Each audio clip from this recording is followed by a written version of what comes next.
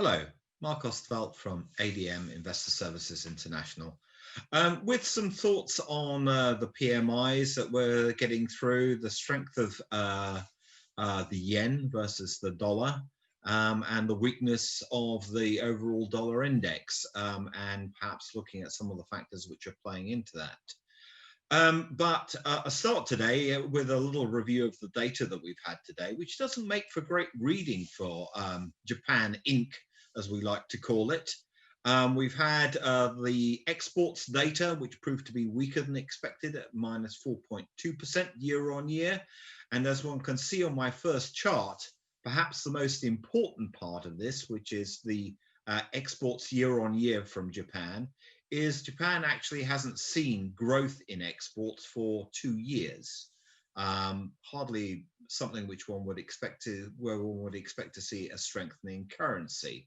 To exacerbate that, we've also had the Japanese PMIs today.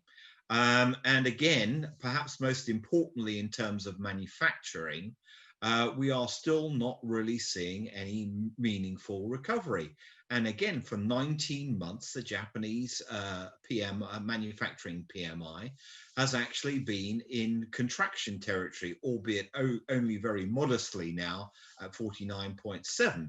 I think the critical point here, though, is to compare it with what the picture looks like elsewhere, because Japan is meant to be a manufacturing powerhouse, and yet the recovery that we're seeing elsewhere, whether it's the UK, where the manufacturing PMI today was 57.3, whether it's China, the last reading, obviously, in terms of market ones we have is for November, 54.9, the US, November, 56.7, and we've had the Eurozone reading, which was 55.5, albeit showing some divergence there. Of not inconsiderable size between Germany and France.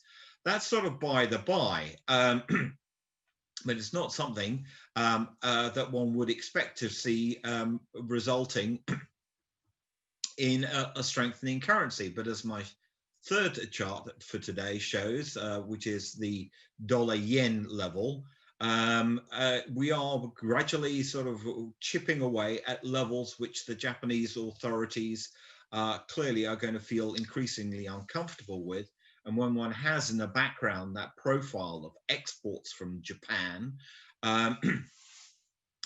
being as weak as they have been in growth terms over the past couple of years, this is certainly not going to be helping matters. And it's little surprise that the BOJ has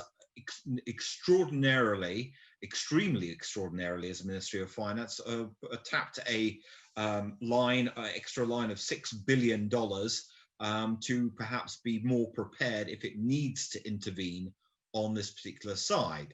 But this yen strength, as much as some of it is to do with safe haven demand, and also to do with demand of inflows into Japanese equities, which look cheap if one looks at it on a relative value basis to a lot of other countries. They're not necessarily on that economic basis when one was looking at those PMIs. It's not all to do with Japan. It's certainly a lot of that strength has to do with the weakness of the dollar. My fourth chart today is one which we've sort of looked at before, and as one can see, having strengthened quite considerably over the period between early 2018 to the start of 2020, it has in the meantime started to decline quite markedly and is now testing the lows, which is sort of logical when one looks at it in comparison to the CPB, Dutch Planning Bureau World Trade Volume Index, which shows a fairly sharp recovery. The last data point is obviously for September, and therefore it will strengthen more. But it also has to do with the fact, and this is my fifth and final chart, that people are concerned about US total outstanding debt, and the fact that this may actually come to weigh on the dollar as we go forward. I think in the longer run, people will need to think very closely about how much the yen can strengthen given the underlying fundamentals.